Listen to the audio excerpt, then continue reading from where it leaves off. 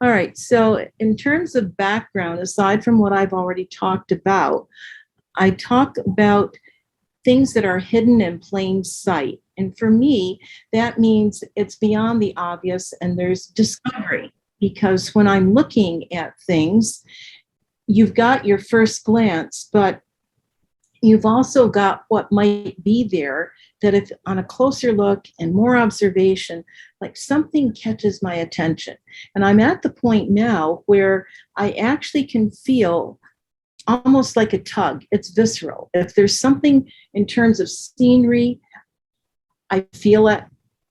I go back, I look. It's becoming automatic that I need to really pay attention to my own body, my own sense of what it is that's going on in the moment, and then let myself just be free to capture it. Mm-hmm. I've been thinking lately, it's probably a bit akin to what plein air painters are also experiencing, because I think some photographers somewhere, I had gotten this quote from a friend, chase the light. And definitely when you're looking at people who do plein air painting, that's the whole pull, is to see how that play of light changes the shadows that are there, the contrasts. And so for me, that's what helps create what I call a sense of almost ephemeral yet enduring images. And that might be in landscape, or what I call landscape of the heart, the candid portraiture that I like to do. So I'm going to get in here and take a look at some of these. And Marie, do I say click tour, I think? And I'm going to start with this one, which is going to swing us around. Now, do you see the little icon in the bottom right-hand corner there? Yeah, I think we got it. Okay. There you go. Okay, so I'm going to pull this out of the way too.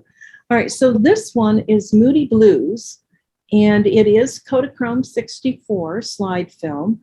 And it is one of those that I rounded the corner. I'm on Highway 2 going through New Brunswick, headed back to Ontario. The top's down in the old 63 American Rambler convertible. I've got a new radio station just pulled in. My dog's in the back, camera's next to me on the front seat, and I drive into what feels like eternity might look like.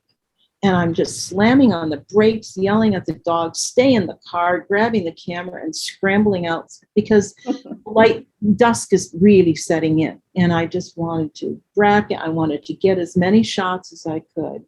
And this is one that I still remember the feeling. It was so strong.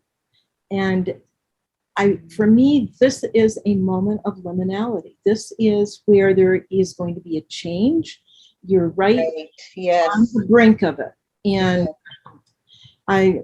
of course, it's really nice having gotten a good composition here. You have a good, strong disappearing point as well.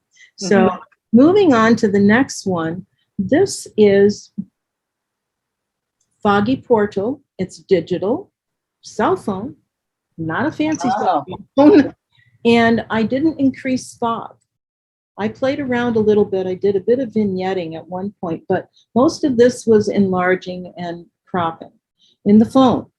And I got so excited when I saw this. This is up on Heart Lake Road at the Escarpment Side Road. You can actually see, when there's not fog, you can see the Toronto skyline.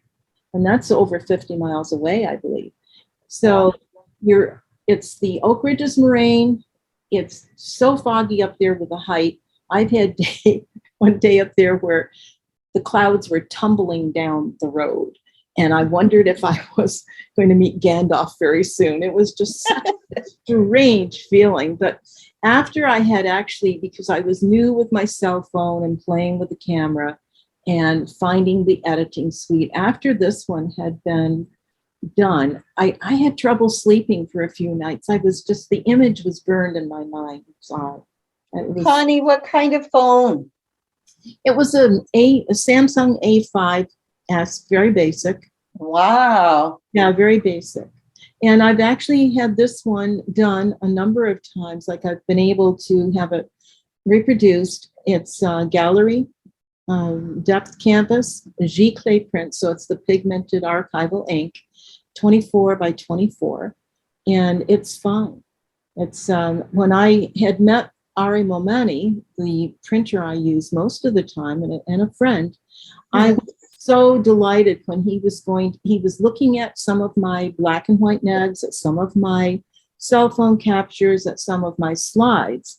And I had met him because another artist at a different show at a gallery in Toronto had said, oh, this is a printer I use a lot. And other people there said, oh, yes, yes, yes, he's great.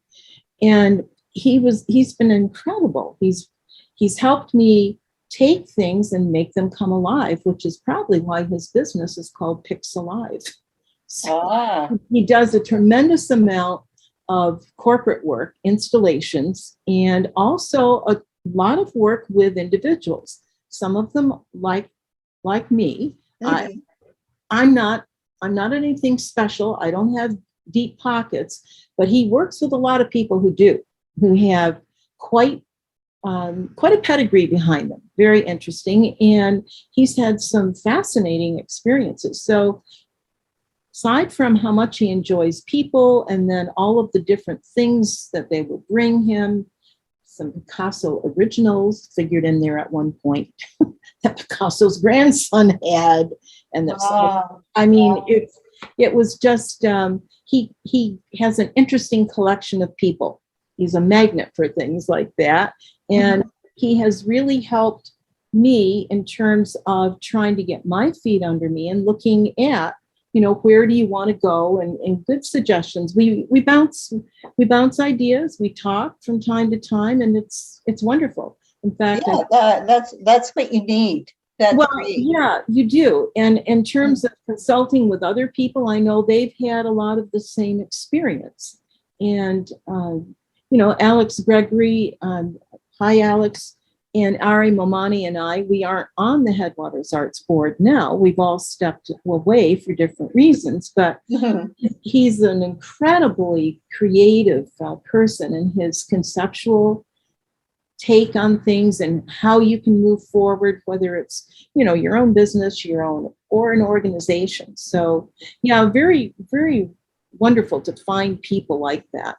So this one, when he helped this one come alive, I was just so excited, really pleased.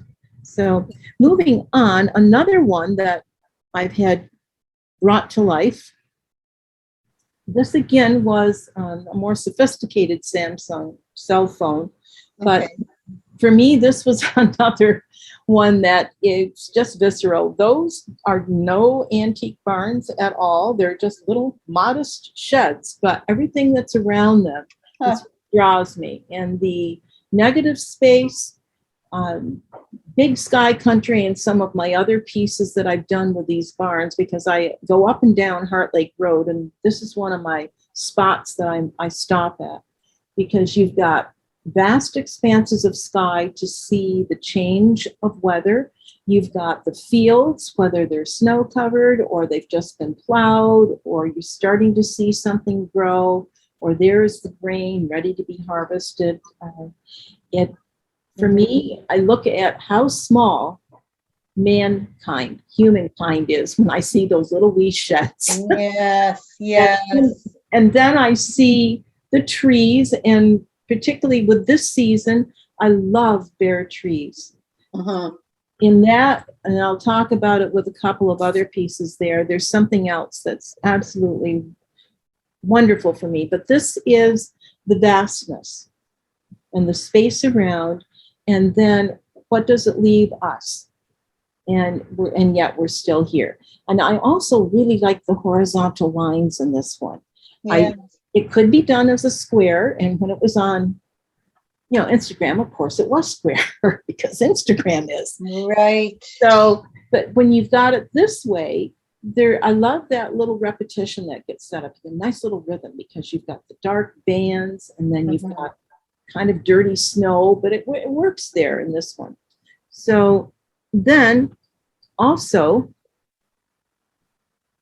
just down the road from that on the other side. This, Wow. yeah, this is, again, you've got that change of weather. And I think I called this one a wild stillness because it was after the Yes. storm and there's a clearing. And this is one of the places where you can really see what I call the fractals. You can see it with the clouds with the patterning, and then also the little branches and the little branchlets and the little twigs. Fractals, it's a mathematical concept, and it looks as if you've got symmetry happening with the branch here and then another branch off of that, but in fact you don't. It doesn't continue on through, but that sense of patterning, and you get it with the clouds on the beach, if you have leaves that are being blown around by the wind, and I love it. I find it absolutely compelling. It is. It's very dramatic. Yeah, yeah. Well, and you know, those clouds were cooperating so nicely. They were all headed in that direction that I Yeah, that's true. managed to get myself in because, again, I'm not terribly mobile, but I will prop myself up on stuff and I keep an eye out for traffic and the dry pavement. Thank goodness. Yeah, right. So this one, also on Heart Lake Road, this is Mystic Realms. Again, I didn't play around with fog or anything, and that green coloring in there. Mhm. This is a low-lying area, I pronounce it Slough, but maybe it's pronounced a little differently. I had a discussion with someone the other day. Slough, low-lying area, and it will flood. Freezes, obviously, when you get a lot of rain and you're in that kind of February, March, April time. You'll see a lot of ducks, Canadian geese do a lot of their nesting there. And right now in summertime, it starts to dry up unless we've been having a lot of heavy rains. But again, fractal qualities with those bare trees, the bushes, the shadows with reflections. It did not look like that when I drove by, but I knew something was there. And that's one of those examples where I felt a tug. It was a bodily sensation, and I slamming on the brakes again. And this time I did have to be careful because it was kind of icy-ish on the road. But no traffic that was going to bother me. You could clearly see the car pulled over with flashers. So, just use the cane and lean on the car and very carefully position. And I just shot like crazy to get as many different angles as I could because I felt there was something in there. It just felt very magical. And it was. So did you do any manipulating of it, or is this just one of the photos? A bit, not for fog. I did a lot of cropping and zooming in to find what I wanted. I still have the original shots, and I think I did a little bit of, because I can play with that editing suite. They've changed it again, but you can play with exposure a bit on the new one, but I don't think on the old one. And I can increase saturation. I can play a little bit with hue if I want to, but I didn't do much of that at all because that green was there. Yeah, I like that green. Mm-hmm. Yeah, well, it's very monochromatic, and that except when you've got the dark contrast with the bushes. Mm-hmm. But it ended saturation. I usually look at, and I often look at contrast, and I'm trying to remember a couple of the others. You can sharpen a bit, but I liked it misty. The fog was there. I don't like to use filters. I very rarely will use filters. I like to play more directly in the editing suite. And if I wanted to, send that on and play with it on my laptop, I could do a lot more in terms of color balance, I suppose, and other things. But I'm happy with what I got. And this particular piece is in one of my limited edition prints, as is the Moody Blues, the one that I opened with. And yeah, and this is the only digital print in that collection, actually. But I think I like it best when it's on aluminum. It comes to life so differently. And there's another piece that'll be here shortly I'll show you, and I regard the two of them as companion pieces. So Art Lake Road, as you can see, is well-traveled and well-used by me, to the point where when I'm at the gas station in Caledon, I've had a couple of people say, "Oh yeah, I see you pulled over a lot. What are you doing there?" Do you need help? Are you in trouble? Yeah, or what? I said, "No, I'm enjoying the landscape and taking some pictures. And here's the latest show. Would you like to? Or I'll go get you a brochure." Yes, yes. This is one that's Kodachrome 64 again. And so this is probably about 40 some years ago. I call it Solitude. And a friend and I had been out walking near the end of the day. Dusk was setting in. We had to long trudge back up the laneway because we had walked in. It's an abandoned old order Mennonite farm out in the Heidelberg area. I looked for it a few years ago, but they were doing a lot of development in one of the smaller towns out there. And so a lot of the roads were blocked off. They were putting in sewers and such. But it's very much like a Heart Lake Road for me. I did a lot of walking and tramping around on those fields with friends, my camera, my current dog. And the thing I have found interesting about this is that I think at one of the summer art by the yard sales that Art Trends has had up at Chris Long's place, I had one gentleman who, had strolled in to look at everybody's pieces, and he just ran over to it and he started talking and gesturing and said, "Oh my God, look at that. Wow, look at the shoulders. His hands are in his pocket. Oh my God." So he was really connecting with it. And I have found a lot of people who are men do seem to connect with that, but not only. And I thought, well, that's very interesting. It really is. And we had just finished a very heavy conversation. So, okay. So there it is, and there it was, right in front of me, and I grabbed for it. This is what I call the companion piece, Tangled Reflections, also stunning on aluminum. And I submitted it. Yeah, I submitted that to McMichael's Friends of McMichael show a few years back. But it got held up because of COVID. And so it was on display for quite some time behind locked doors. And I couldn't see it.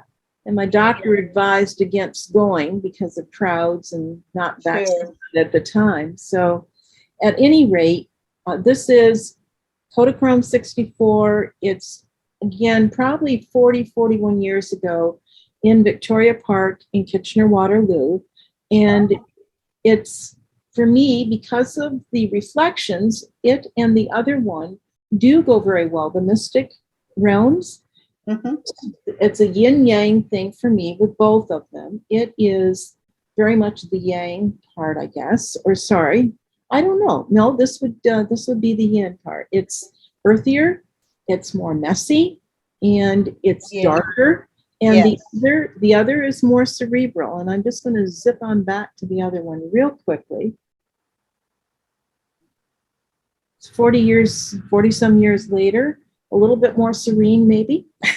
Oh, yes, definitely. And definitely, I would say more cerebral than, what we're looking at here. Yeah.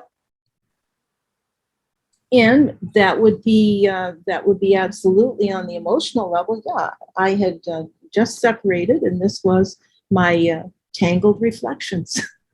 But both are very meditative, Yeah, they are. Yeah. And I am going to do a little bit of a brag here because this one placed third in its category at the McMichael, and I was thrilled. Oh, excellent. Still am thrilled. Yeah, it's a wonderful opportunity. So going back to the old order Mennonite farm, where the friend trudging down the lane during the snowstorm, this friend and I also had done a lot of tramping around, a lot of talking that day. And I call this one Here I Stand. Here I Stand. And obviously, I shot that from below. I don't think I could get down on the ground and back up again to do that now. No, me neither. Yeah, maybe when some more healing sets in place.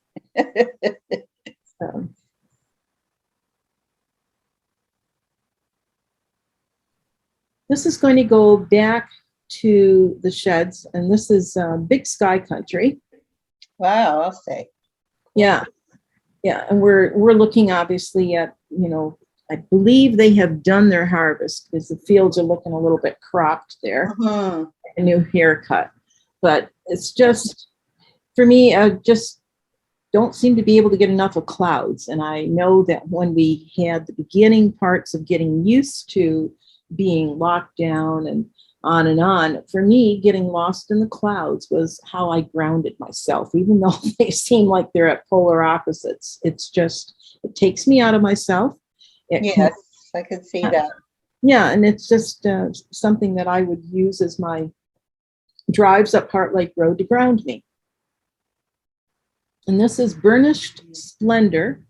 I've done all of these that you've seen, except when I mention them as on aluminum. I've done them as canvas prints. Most of them are the Giclée, the pigmented or archival inks.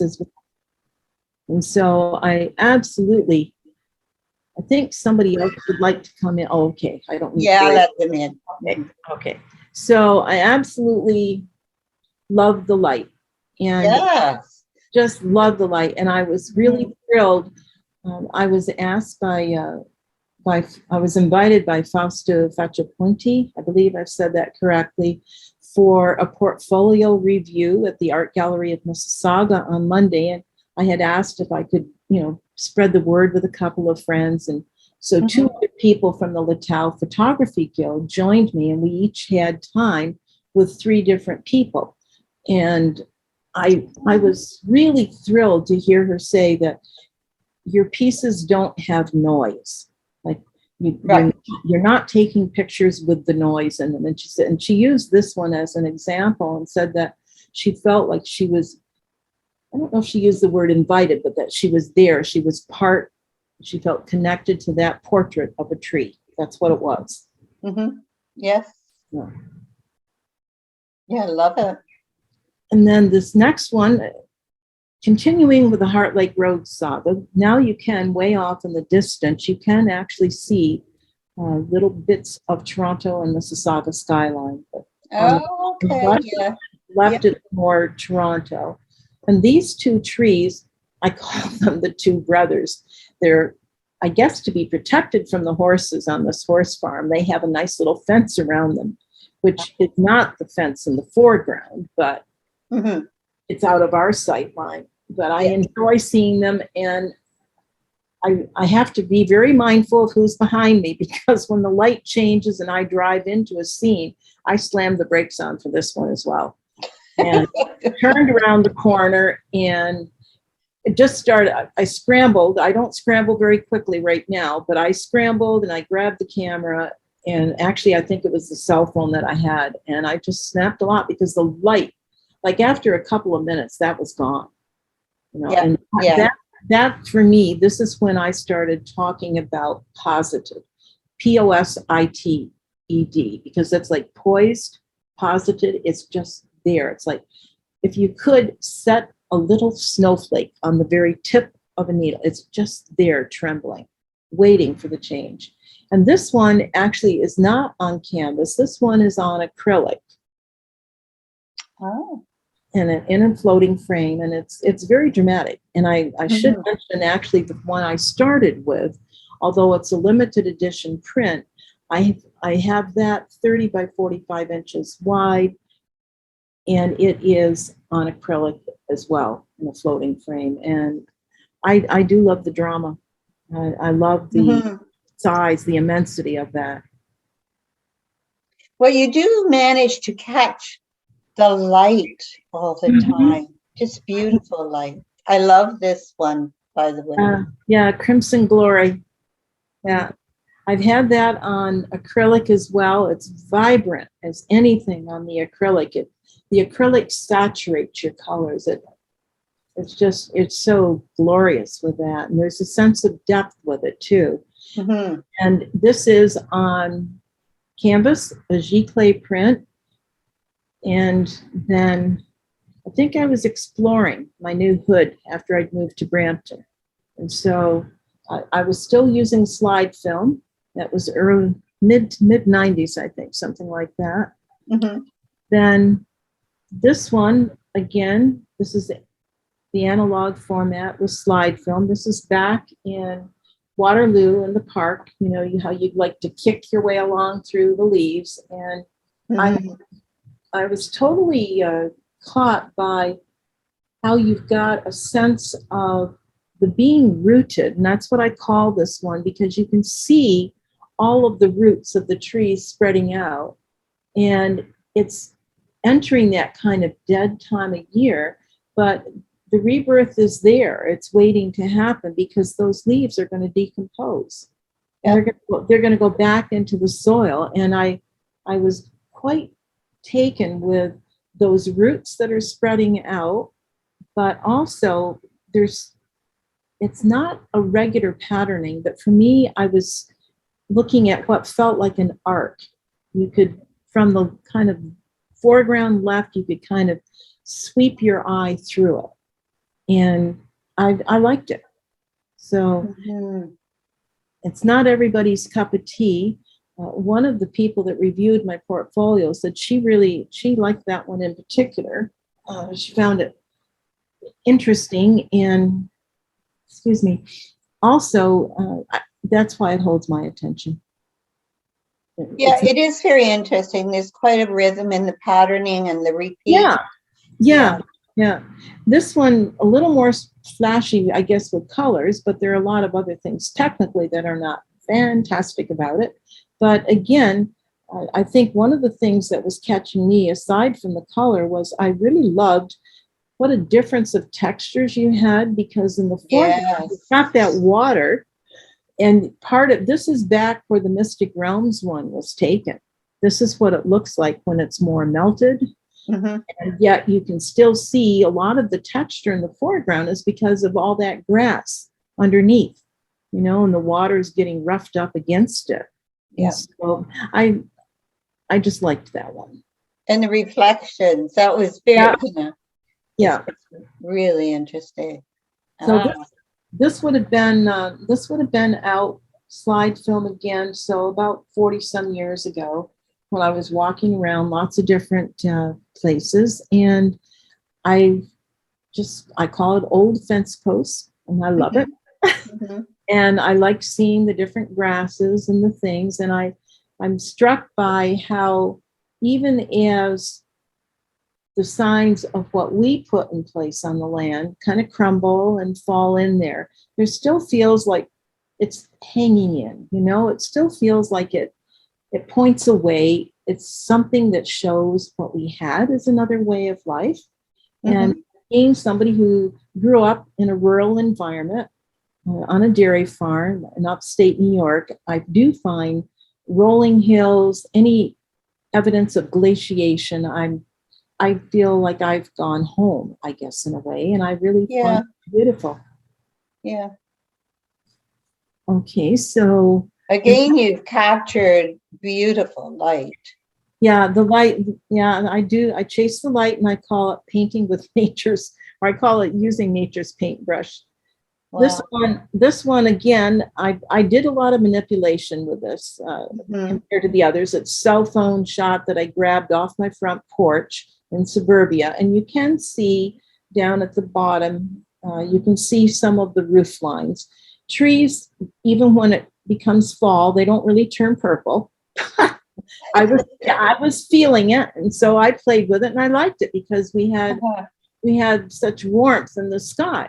And I did make the golden hour a little bit more golden. So right. Yeah. The rest of it's just cropping and zooming in. And on aluminum, that piece is, I love it. It's a real stopper. Just the play of I would think so, because those two colors, of course, play off one another. They do, indeed. Yeah. They really do.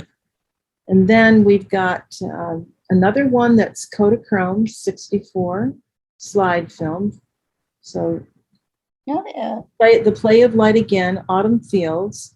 So although this is part of the limited edition Giclée prints, I have got that on canvas as a Giclée print and in a floating frame, and it's large. So it's 30 by 45 inches. Oh, that is large. Yeah. Is Yeah. this one of your favorite times of day to shoot, or does it matter to you? Yeah, it does. It matters a lot. I have been, but I don't do it frequently, get up early to catch the early morning light. But it's the rays that come in on that lower angle that Yes. that make things so much more interesting. And so you get this incredible rush of light. And I'm thinking about people I know that do so much plein air painting, and I don't know, do they go out at that particular hour? I I'm don't not know. sure. I'm not sure, but definitely if you want to see the magic of that warmth and the light, I in my memory and on some of the other pieces that I've had done on acrylic, for instance, down at the St. Lawrence Market, a group of us had gathered informally for the better part of the year, and we had looked at each other's photography and talked, and we did a dawn, like an early morning shoot. And the light down at the St. Lawrence Market, particularly in some of the puddles, it was really interesting, but it was cooler. Right. Right. And I don't know if it's that way all the time because I don't check out early morning light that often. Yeah, yeah. So the one that we've got over here coming up is back at the sheds again. And you've got the front of a storm. And so this one I call liminality of light. Wow. And for the time of year, that green with the gold, oh my goodness. Oh, just, I loved it. And yeah, I could have cropped it differently, I suppose. This is not a giclée, it's a print on canvas. It's large, and I like the pavement. For me, seeing that pavement, it's just part of anchoring. This is where it is. It's not picture perfect, but this is where you find it, on the roads and the byways as you're flying around on those country roads. Yeah. And that would be the end of this show. Oh, wow. Thank you so much. Oh, okay. So you can stop sharing. Stop sharing, and we'll see if we have some questions. You can put your sound on, people, and if you want to speak to Connie or ask Connie anything about her photographs, how she did it, why she did it. Connie, Sherry here. Yes, Sherry. Sharing a lot of your images, you talked about some of your original work, and I'm wondering how that has flowed through to your new creative process today when you step into what you're doing now, and what some of your projects might be currently. Well, yes, that's interesting, and thanks, because when the three of us decompressed after having those consultations, portfolio reviews with the people at the Art Gallery of Mississauga on Monday, we all were given a lot to think about. And one of the observations that was made for one of the people about his street photography, and they called it something else I'm not remembering right now, he was taking pictures of relationships. And he went, oh, wow, yes. And then the observations made to me about the photography I had of people, and in particular, the two that I showed you here, the guy walking away in the snowy sea, solitude, and the girl rooted, here I stand, was that in my landscapes, actually, there's a real sense of, I'm now looking at it as it's very individual, it's very alone, and I think it actually is part of, I guess, a philosophical set of beliefs. I'm very focused on that.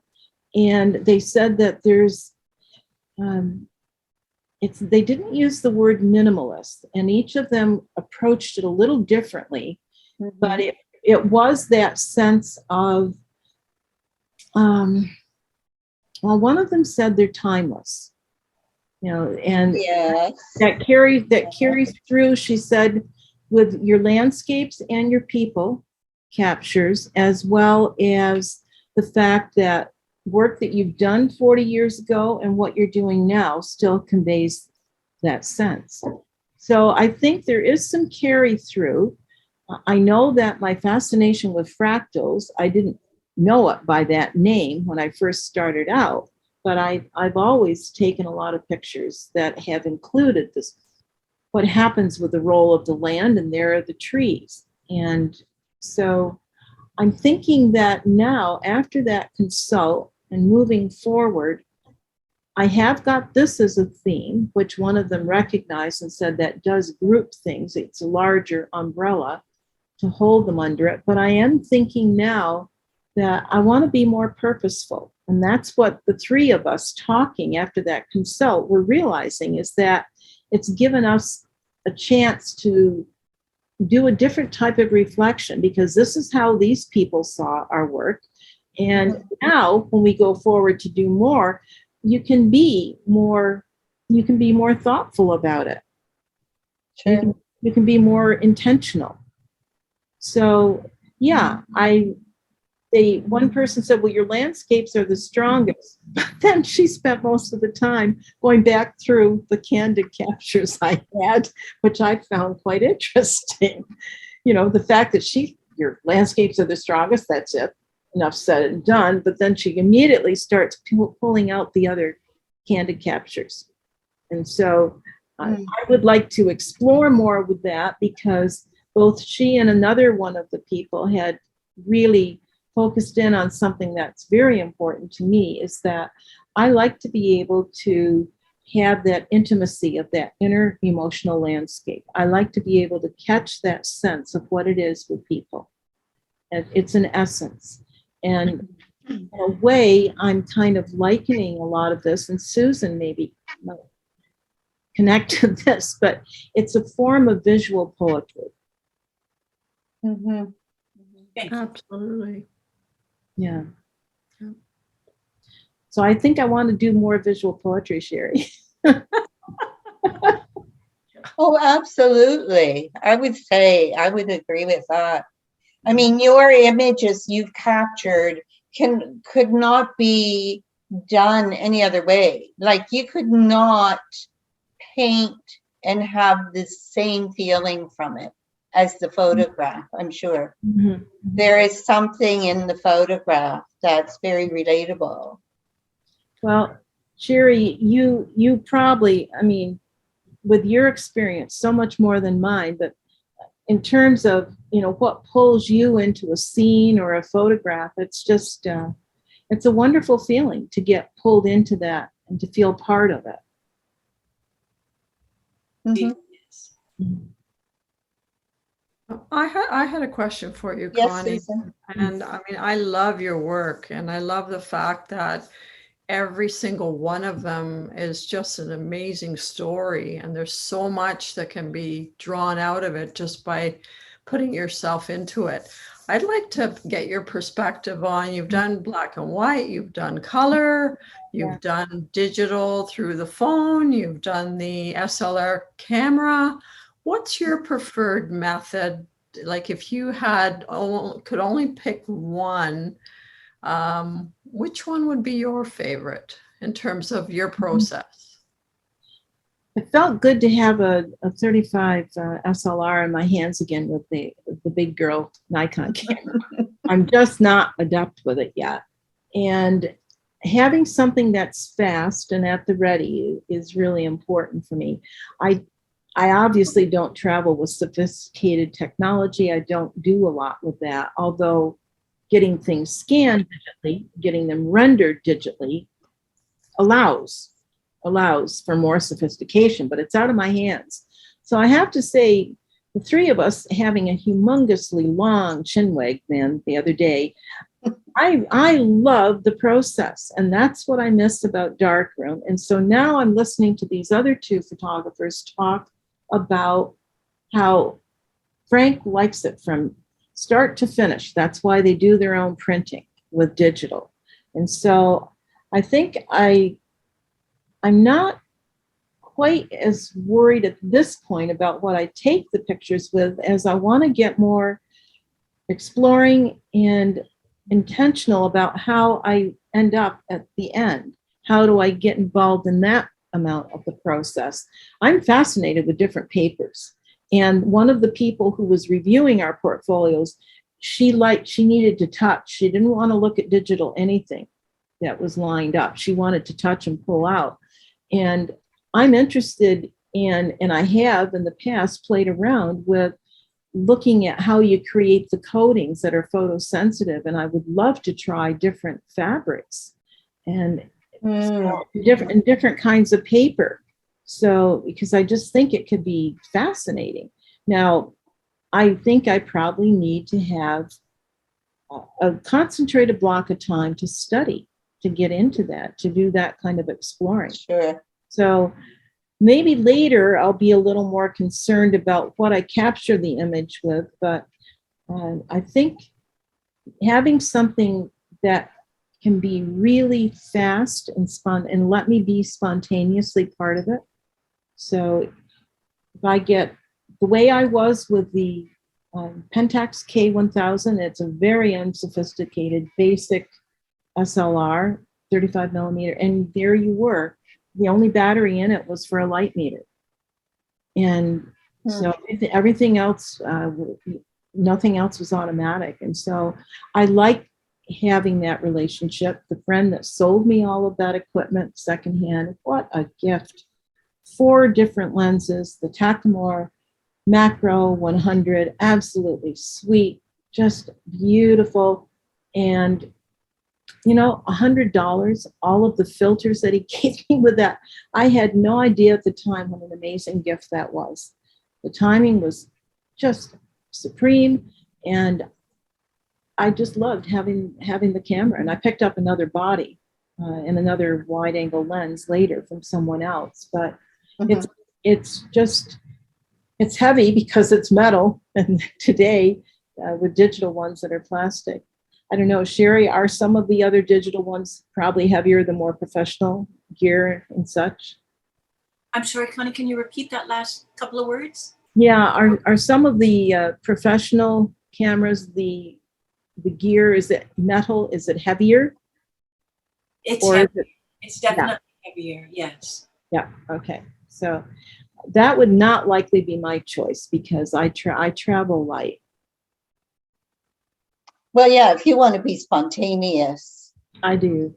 Yeah. I love available light photography and handheld. I'm not into the tripods. I'll try to set my body up against a tree and hold, Right. all of that. But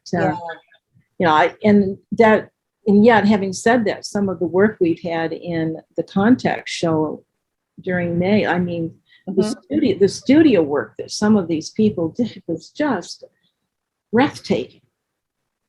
But not my thing. When you're talking about printing on different substrates like fabric and different papers, that sounds like you'd be open to more collaboration. Well, things like that can be fun. Yeah, I mean, Oh, yeah. I mean, absolutely. And I think I got fascinated with fabric when I realized, well, here are all these different choices you have. If you're going to have something digitally rendered from your negative, your negatives get scanned or the slides, and then you get to make choices about the texture, about the canvas. But then I know a lot of plein air painters, they'll paint on canvas, they'll be out there with board, they'll be out with, and then linen.